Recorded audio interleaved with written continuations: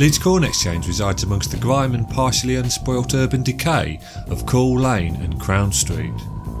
This description is not criticism. As mentioned many times in Erased Culture videos, urban decay holds great interest and beauty for me. Unfortunately, Leeds Council's Lower Kirkgate planning statement, which was adopted in 2011, is gradually removing the grittiness surrounding the exchange.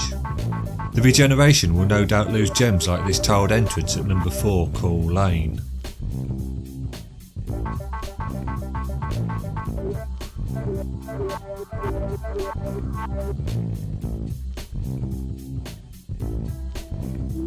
Looking down Boar Lane, which turns into Duncan Street, offers a more picturesque introduction, especially when seen from an elevated vantage.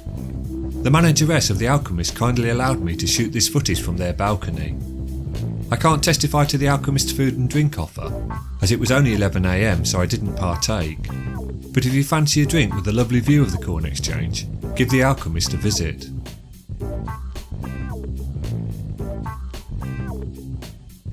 An earlier corn exchange was built in 1827 and situated at the north end of Briggate, but Leeds' burgeoning industrial growth soon found the exchange inadequate for its purpose.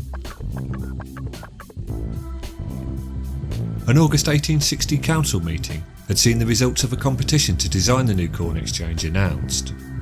Of 11 entrants, Cuthbert Broderick was declared winner and rewarded with a £100 prize, with a second prize of £50 received by William Hill. Cuthbert Broderick also designed the Leeds Town Hall, the Mechanics Institution, which is now Leeds City Museum, and has a Wetherspoons pub named after him in Millennium Square.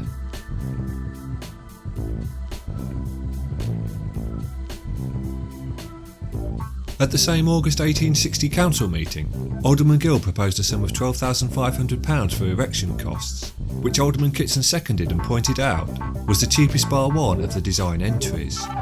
Mr Tetley, however, said he was told the plans could not be carried out for 4 times the proposed sum, and furthermore, there was not sufficient accommodation for farmers. Mr Naylor countered there was provision for 300 sacks, which was amply sufficient. Alderman Gill responded, with regard to the revenue, he had no doubt this would be ample. In some places the charge for an internal office and a stand was £17 10 shillings, and if anything like this sum was realised, there would be considerable income from this source alone. In the basement they intended to provide cellars for ale and beer, and they had already 2 parties prepared to take these on lease. He indicated other sources of revenue, and said that if farmers required additional accommodation, it could easily be provided. The motion was then put and carried with only one dissentient.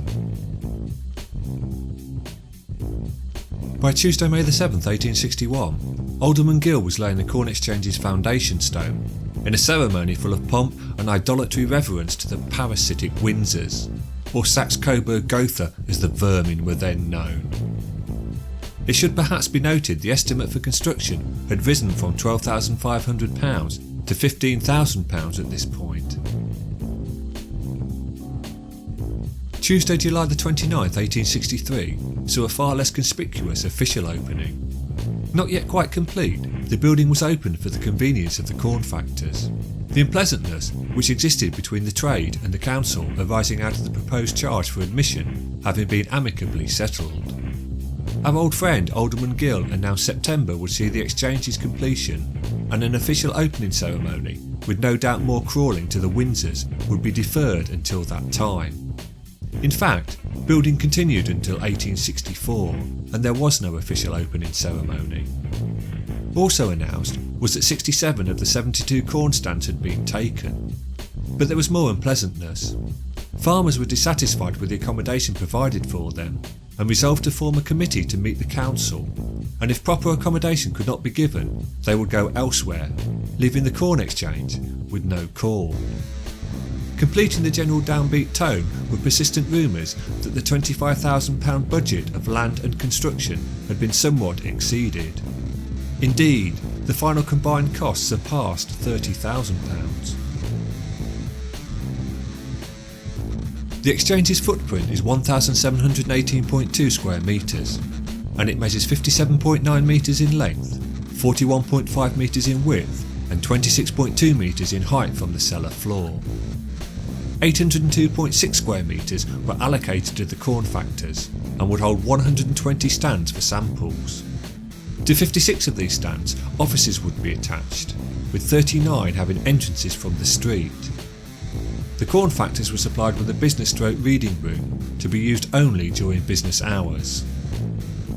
The farmer's sack market was allocated 334.4 square metres and a reading-stroke business room too. An additional 1,170.5 square metres of cellaring could be extended to the whole building if required. Incorporated in the cellar's design was provision for horse and cart access.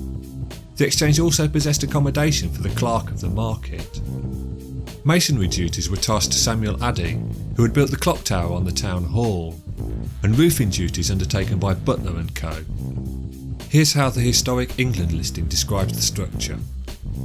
Exterior: rough rock, millstone grit, diamond rustication, grey slate dome, multi-flue stacks ranged around building to rear of parapet, iron cresting to oval dome with glazing on north side, oval on plan, 2 stories over basement. 3 entrances, 2 large single-storey semicircular arcaded porches with attached Tuscan columns supporting cornice, these facing Duncan Street and Newmarket Street. 3 semicircular steps to entrance facing Crown Street.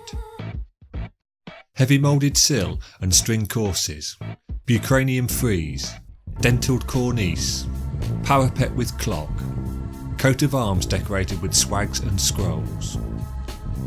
Interior: partly glazed dome with semi-elliptical and semicircular iron ribs. 2 stories of moulded brick arches to 59 office units, the upper ones accessible from a balcony with cast iron railing supported on large brackets. The diamond rustication exudes a feeling of strength and weight, but also of darkness and foreboding. This air, however, is instantly banished on entering the exchange. Light, light and more light bombards your optic nerve, lifting mood and soul. You're in an airship floating carelessly to destination unknown.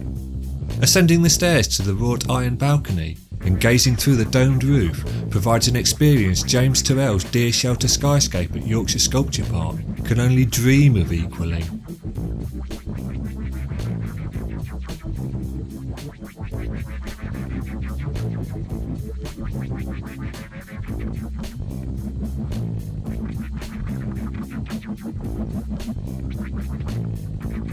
The elliptical dome is 57.9 metres long and 41.4 metres wide. It has 19 main ribs.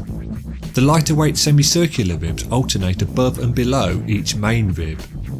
A crosshatch of timber boarding lays over this, and the exterior of the dome is clad in slate. The roof was responsible for the final unpleasantness we're going to cover.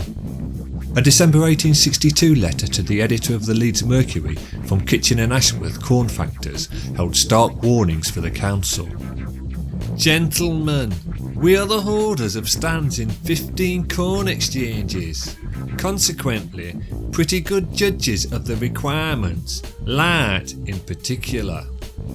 Hops and grain require a steady good light. When the present Leeds Corn Exchange was first mooted, we gave to the Market Committee a lengthened report of what they should provide. Our views are matured by a 24 years experience, and we say the north side of the dome in the present Corn Exchange ought to be glass.